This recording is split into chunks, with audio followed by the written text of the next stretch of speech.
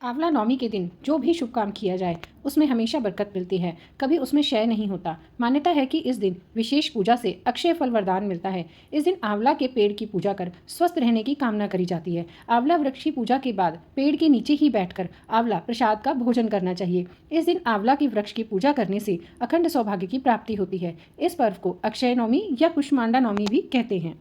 एक पौराणिक कथा के अनुसार एक राजा था। उसका प्रण था कि वह रोज 1.25 मन आंवला दान करके ही खाना खाएगा। इससे उसका नाम आंवल्य राजा पड़ गया। एक दिन उसके बहू बेटे ने सोचा कि राजा इतने सारे आंवला रोजाना दान करते हैं, इस प्रकार तो एक दिन सारा खजाना खाली हो जाएगा। इसीलिए बेटे ने राजा से कहा कि उसे इस तरह दान करना बंद कर देना चाहिए।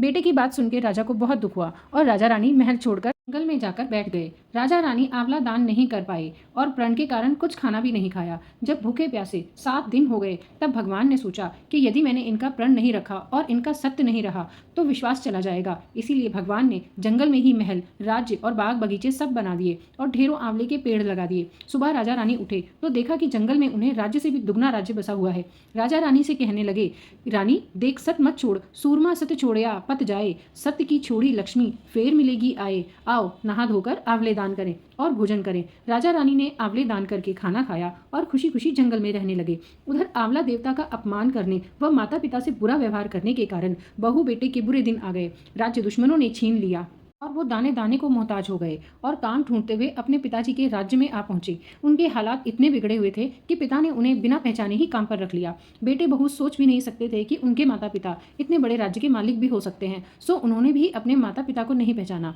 एक दिन बहू ने सास के बाल गूंथते समय उनकी पीठ पर एक मस्सा देखा। उसे यह सोचकर रोना आने लगा कि ऐसा मस्सा मेरी सास के भी था। हमने यह सोचकर उन्हें आंवला दान करने से रोका था कि हमारा सारा धन नष्ट हो जाएगा। आज वह लोग जाने कहाँ होंगे। यह सोचकर बहू को रोना आने लगा और उनका आंसू टपककर सास की पीठ पर गिरने लगा। रानी ने तुरंत पलटकर देखा और पूछा, तुम क्यों रो रही हो? उसने बताया कि आपकी पीठ पर जैसा मस्सा है मेरी सास की पीठ पे भी था। हमने उन्हें आंवला दान करने से मना कर दिया था, इसीलिए वे घर छोड़कर कहीं चले गए। तब रानी ने उन्हें पहचान लिया, सारा हाल पूछा और अपना हाल बताया। अपने बेटे बहू को समझाया कि दान करने से धन कम नहीं होता बल्कि बढ़ता है। बेटे बहू भी अब इस सुख से राजा रानी के साथ रहने लगे। हे भगवान, जैसे राजा रानी का सत्य रखा वैसा ही सबका सत्य रखना, कहते सुनते सारे परिवार का सुख रखना, बस यही कामना है।